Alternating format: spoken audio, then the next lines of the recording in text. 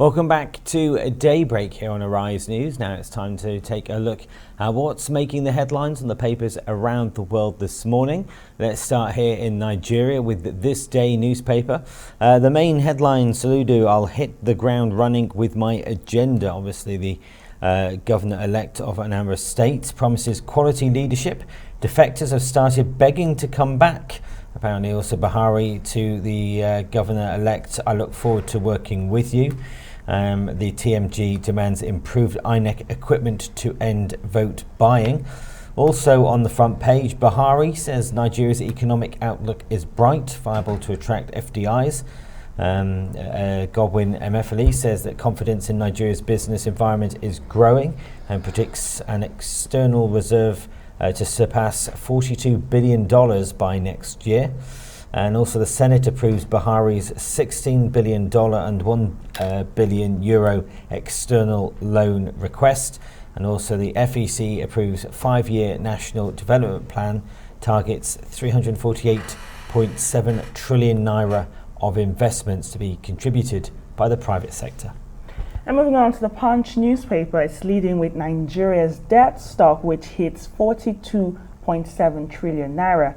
As Senate okays fresh $16 billion loans. Senate explains why they increased President Buhari's loan request, and experts say more borrowings will put Nigeria in unfavorable conditions. And the leading picture there is the International Peace Forum in Paris with President Muhammadu Buhari. Now, above the nameplate of the Punch newspaper and just beside it, Buhari, Ngige, Ozibu, others congratulate Soludo on governorship poll, and the PDP candidate blames INEC, police and corruption for election loss. That's on page 12. More headlines in the Punch newspaper. APC governors lobby Malami, the AGF, to stop President Buhari from signing electoral bill. Well, here's the front page of The Nation this morning. Governors can back out of Paris Club debts, says Malami, that's the Attorney General of the Federation and the Minister of Justice. The riders' controversy rages over consultancy fee. AGF states paying already. And of course, the leading photograph for The Nation this morning is that embrace between French President Emmanuel Macron and the Nigerian President Muhammadu Buhari. In Al Jazeera, Nigeria this morning, the main story, Nnamdi Kanu, drama as lawyers stage walkout. Prosecuting counsel seeks dismissal of motion over proceeding boycott. Also, case adjourned to January the 19th and 20th next year. Other stories, gunmen killed 15, razed 2 villages in Taraba, and also INEC to review BVAS before the 2023 polls.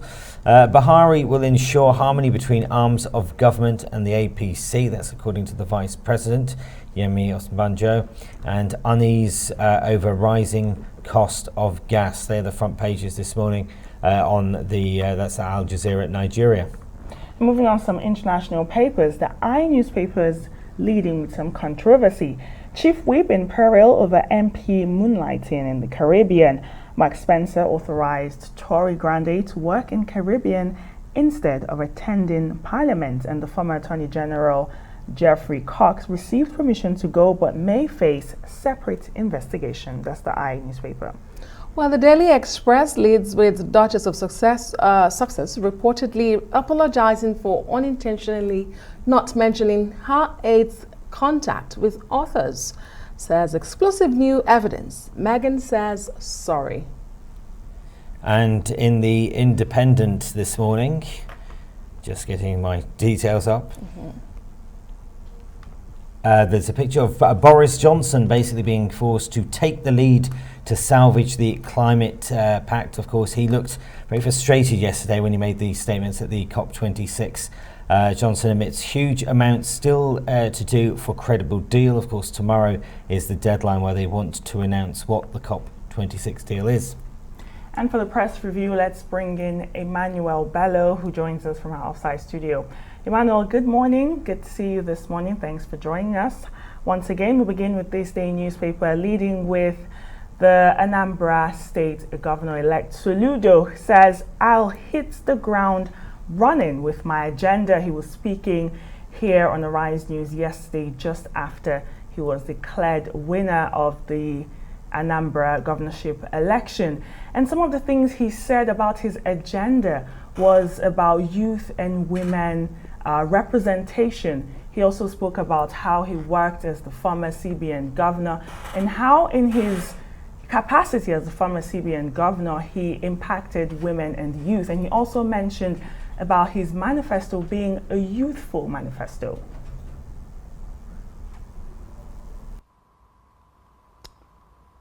Yes, Soludo was actually practically repeating some of the things he said at the debate, but now with, he's gone into more details of what he plans to do. It's the sort of thing that we should be doing now, focusing on the kind of governor he will be. And yesterday, Arise took the lead I actually granted his first interview to the network. So it was interesting. I'm sure all a number of people were listening, but beyond that, because this is not an ordinary governor, this is not your day-to-day kind of governor, this was the former CBN governor. A lot of people were also tuning to listen to what he has to say. People are beginning to think whether Anambra now is going to be the model, so to speak, of governance around the state. And this particular governor-elect has got a lot to say, and he was saying so many of them, what he thinks about the economy, what he thinks about youth, what he thinks about women. I think he was asked pointedly by Reuben Abati about that, and then he was clear about it, that well, he's friendly, his records at the CBN shows that he's pro-women, he's pro-youth, and all of that. So we have seen a lot of what Soludo has done in the past. Now I think the focus will be what he's going to do in the future. All right, Emmanuel, let's turn our attention to the Punch, shall we? The leading headline this morning is on Nigeria's debt stock hitting 42.7 trillion naira. And it says the Senate has okayed fresh loans by President Muhammadu Buhari. Emmanuel, are we going a sorrowing as we go a borrowing? Well, the experts will tell you that we're still even within the threshold of borrowing. And if you listen to some of the experts talking, they'll tell you that, well, there's really nothing wrong with borrowing and that you can borrow. Their problem is practically what you do with what you've borrowed and whether those monies that you borrow is yielding any form of dividends or not. And some experts are saying the real crisis, the real challenge is not in getting those monies. In these stories, you will see how the federal government is planning to source the money, borrow from China, borrow from all sorts of sources. So, and that the experts are saying that, well, look, it's also economic sense to borrow at times. Problem now is what you do with what you are borrowing, what you are taking. The president say he's going to use this borrowed money to fund some of his visionary plans. The president, right after his presidential retreat, has been talking so boldly about some of the things, projects he wants to actually accomplish or finish before he leaves, complete them before he finishes his tenure. He's concerned about his legacy. He needs this money badly, and the Senate are approving all these sums for him. Critics of the president are also worried about what he can do with this money and the visible changes we're going to see. But the experts will tell you that, well, we're still within borrowing limits, and that the problem will be whether these monies will be tied to viable projects and projects that actually will also produce some form of monies too, not just some white elephant projects that are not really commensurate with the level of borrowing. But other people will also tell you that that sinks us further into the quagmire of borrowing. In fact, each one of us, like one of the experts was saying, is actually indebted already. So sitting here in the studio at this one, you're already indebted to some foreign powers due to this borrowing, and that if you share this money around all of us, we're probably, every one of us is already in debt. Not just us, but even our children coming behind us are already in some kind of debt. So those who worry about these debts worry about such things. But the experts are saying that it's okay to borrow. Problem is, what do you use the monies for? Indeed. Emmanuel, let's have a look at the nation, and you can't help but miss on the front cover the photo of French President Emmanuel Macron sort of embracing Nigeria's President Muhammadu Buhari. Would you say that the relationship between the two countries, obviously coming from the UK, we've always had a bit of a stormy relationship, the UK and France. It's nice to see basically a growing bond between two countries here. And you know, we have no option but to actually bond with the French president. Nigeria is a country that is surrounded by French countries, you know, on all sides. You know, whether it is to the north, Niger Republic, you have Chad, countries that have some form of affinity with, you know, colonial past with the French people, and so we don't have any other option but to actually cement on that relationship, to look at how that bilateral relationship can help us even as we deal with the crisis of security within the country. Well, the photo up there was good for the president. He was on the world stage once again, he spoke in Riyadh. He's now in Paris, where he spoke so beautifully well about the economy and how we can attract, you know, some foreign direct investment into the country. Spoke so glowingly of the marketplace in Africa, especially in Nigeria, and said that investors can come in now. So is the president marketing his visions, marketing his country? That's what good presidents do on the world stage, and he gets all those photo opportunities to be with presidents around the world. He started in Riyadh. He's now he spoke some good things too at the COP26, and now in France, where he spoke about the need for a better relationship between us and the French government. Macron has been here too before and is trying to really build his relationship with the country. So Nigeria needs this kind of relationship. We need this kind of statesmanship. We need the diplomacy and the bilateral relationship that will exist between us and a country like France. Basically also because of what I said earlier, we are bounded by French-speaking countries, Cameroon, Chad, Niger, Benin Republic. And so we really need this kind of push for all sorts of things, especially security, even economic ties, and all the other things that can come out of this kind of relationship. The president speaking very well about the country and the opportunities that abound, inviting investors to the country. I think it's a good one for the president yesterday. Emmanuel, quick one, still on the Nation's newspaper.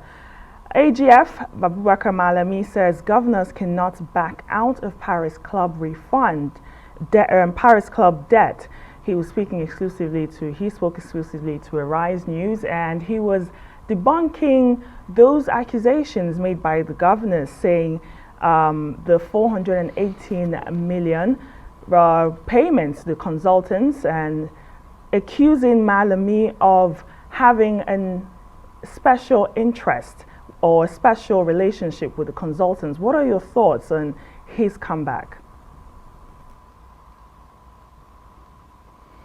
Well, we expected that there was going to be this pushback by him, and he's done that in a very grand style, you know, taking other network, but the Arise, you know, platform to say those things. We were expecting that. Well, he's making the case he's made in the first instance, that this is just business as usual, and that there were some agreements between the states and these consultants. Of course, we know what the governors are saying, that look, it's not about the consultant. Don't just look or cater after the needs of the consultant. Think about what these monies can do for states. But he is pushing back to say, look, no, this is agreements entered, and probably he's got a lot of papers to show for that. So we say he was going to do that, and he did it.